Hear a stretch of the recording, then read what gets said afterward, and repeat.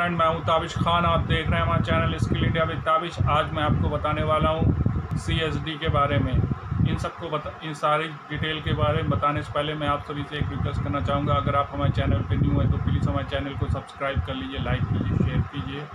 और अब मैं आपके लिए जो टॉपिक है उसको स्टार्ट करता हूँ। तो सबसे पहले मैं आपको बताना चाहूँगा कि CSD की फुल फॉर्म होती है कस्टमर सर्विस डेस्क, जैसे कि आप देख सकते हैं।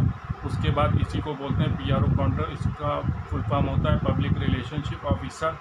और फ्रेंड, PRO काउंटर पे जो गर्ल्स या बॉयज़ जो भी स्टाफ बैठा होता है, मेल फीमेल, उसका काम क्या होता है? सबसे पहला काम होता है कि जो भी हमारे कस्टमर हैं, जो भी हमारे कस्टमर को इशू हो रहा है उसकी प्रॉब्लम का सलूशन करना। जैसे कि कोई कस्टमर आया अपनी प्रॉब्लम को लेके, जैसे कोई प्रोडक्ट वो ले गया, उसके साइज़ में, प्रोडक्ट में या किसी में भी कोई दिक्कत आ गई है तो उसको वो एक्सचेंज करने के लिए आया, तो वो किसके पास जाएगा? वो जाता है सीधा कैशियर के पास। कैशियर के पास जाने के बाद उसको कहाँ भेजा जाता है कि उसको बोला जाता है कि सर ये जो है ना कैश काउंटर है, यहाँ पे सिर्फ बिलिंग होती है। बिलिंग के अलावा जो भी इशू है अगर किसी प्रोडक्ट से रिलेटेड, तो आप जो है ना PRO काउंटर पर जा सकते हैं, CSD काउंटर पर जो सामने है। ठीक है, तो उससे क्या होता है कि कस्टमर क्या होता है, CSD काउंटर के पास जाता है। उसमें क्या होता है कि CSD काउंटर के ऊपर जो भी गर्ल्स, मेल या फीमेल जो भी पर्सन होता है, वो क्या करता है, कस्टमर की प्रॉब्लम को सॉल्व आउट करता है। यानी कि कस्टमर की जो प्रॉब्लम है उसको सुनता है। वहाँ पे ज़्यादातर एंग्री कस्टमर ही जाते हैं, जिनको कोई ना कोई तकलीफ़ होती है। तो उसके लिए क्या होता है कि ऐसा जो इसके बारे में हम थोड़ा आपके बाद में बात करेंगे कि उसमें क्या क्वालिटीज़ होनी चाहिए। सबसे पहली बात हम बात कर रहे हैं कि जो कस्टमर सर्विस डेस्क है वो होती क्या है। कस्टमर सर्विस डेस्क में कस्टमर की प्रॉब्लम सुनी जाती है। ठीक है, उसके बाद जो उसका काम होता है वो मैं आपको बता दूं। पहला काम होता है कि कस्टमर की प्रॉब्लम को सुनना। ठीक है, कस्टमर जो भी प्रॉब्लम लेके आया उसका प्रॉब्लम का जल्द से जल्द सोल्यूशन करना। ठीक है, उसके बाद में सेकंड होता है रिटर्न एंड एक्सचेंज पॉलिसी। यानी कि कस्टमर आया उसको रिटर्न पॉलिसी बताना कि किस हिसाब से, जैसे कोई कस्टमर आया तो अगर आप प्रोडक्ट को रिटर्न भी कर रहे हैं तो उसमें जो भी उसकी जो पॉलिसी है कंपनी के अकॉर्डिंग उसको पूरा करना, जैसे कि बिल और टैग और प्रोडक्ट को चेक करना। ये सारी रिस्पॉन्सिबिलिटीज़ रहती है PRO की।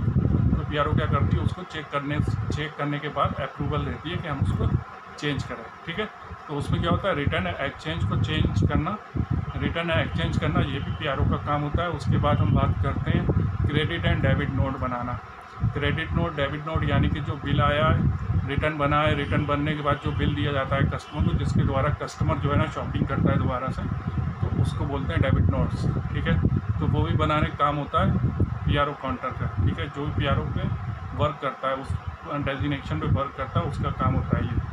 ठीक है, उसके बाद मैं आपको बता देता हूँ और इसका क्या काम होता है। नंबर वाला मैं आपको बता देता हूँ। इसका सबसे और इम्पॉर्टेंट काम होता है कि MIS रिपोर्ट जो होती है, जो डेली सेल्स की रिपोर्ट जो बनती है, उसको भी बनाना PRO का ही काम होता है। उसके बाद में डेली सेल्स रिपोर्ट जो एम्प्लॉय को दी जाती है, या फिर एम्प्लॉय के जो सीनियर्स होते हैं, फ्लोर मैनेजर, TL, उनको देना, वो भी निकाल कर देने का काम जो होता है वो होता है इसका CSD का या फिर PRO काउंटर का।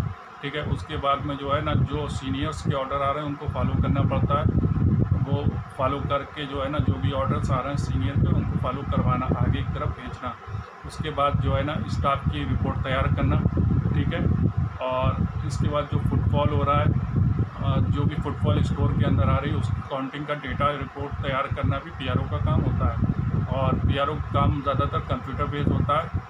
और सबसे बड़ी बात है कि जो पेशेंट लेवल है वो सबसे ज़्यादा होना चाहिए PRO के अंदर, कि कस्टमर जो है ना, ज़्यादातर कस्टमर जो है ना, 60% कस्टमर एंग्री आते हैं PRO के पास, जिन्हें कोई ना कोई तकलीफ़ होती है। तो गुस्से को सहन करने वाला एम्प्लॉय होना चाहिए वहाँ पर। ठीक है, तो अब हम बात करते हैं कि PRO काउंटर पे कौन वर्क कर सकता है, उसकी क्या क्वालिफ़िकेशन होनी चाहिए।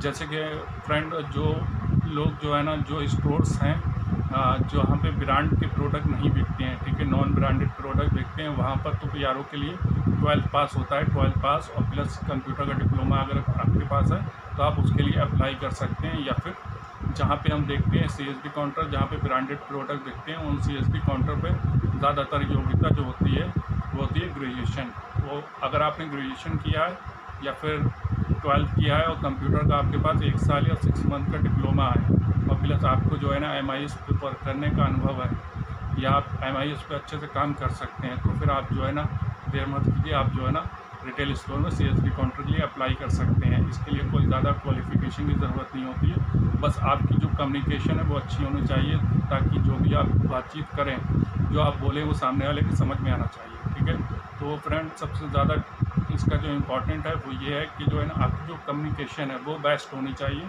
ठीक है, मेल फीमेल का इसका कोई ज़्यादा फ़र्क नहीं पड़ता है। कुछ स्टोर्स में आपने देखा होगा फीमेल्स होती हैं, कुछ स्टोर्स में मेंस होते हैं जो CSD काउंटर के ऊपर होते हैं, लेकिन मेंस फीमेल्स लोगों का मानना है कि फ़ीमेल्स को रखने से जो है ना ज़्यादा इफेक्ट पड़ता है, लेकिन ऐसा कुछ नहीं है। आप फीमेल या मेल्स दोनों को में से किसी को भी रख सकते हैं, लेकिन रखा उसी को जाता है जिसकी कम्युनिकेशन बहुत अच्छी होती है, जिसकी बात जो है ना, जो अपनी बात को दूसरे तक आसानी से समझा सके और दूसरे की बात को आसानी से समझ सके। तो ऐसे जो पर्सन होते हैं उनकी इस काम के लिए ज़रूरत होती है। तो फ्रेंड, और कोई जानकारी अगर आप चाहते हैं तो प्लीज़ कमेंट कीजिए, कमेंट में आप जानकारी अपनी जो है ना लिख दीजिए, मैं उसका आंसर जो है ना डेफिनेटली दूंगा। अभी मैं आपको और एक और चीज़ बताना चाहूँगा कि जो CSD काउंटर और जो PRO काउंटर है, दोनों जो है ना बस नाम का डिफरेंस है, काम दोनों का एक ही होता है। ठीक है, तो इसमें कोई भी जो है टेंशन वाली बात नहीं है, ज़रा भी आप हिचके मत, दोनों का काम एक ही होता है। मेन काम होता है कस्टमर की प्रॉब्लम को सुनना।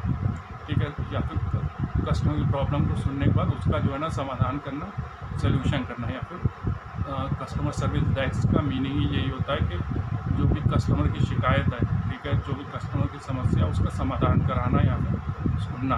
ठीक है, तो सीधी सी ये होती है कि आपको कस्टमर की प्रॉब्लम का सॉल्व आउट करना है हर हाल में। ठीक है, और कस्टमर को सेटिस्फाई करके ही स्टोर से बाहर भेजना है। ठीक है, तो मेन रोल यही होता है।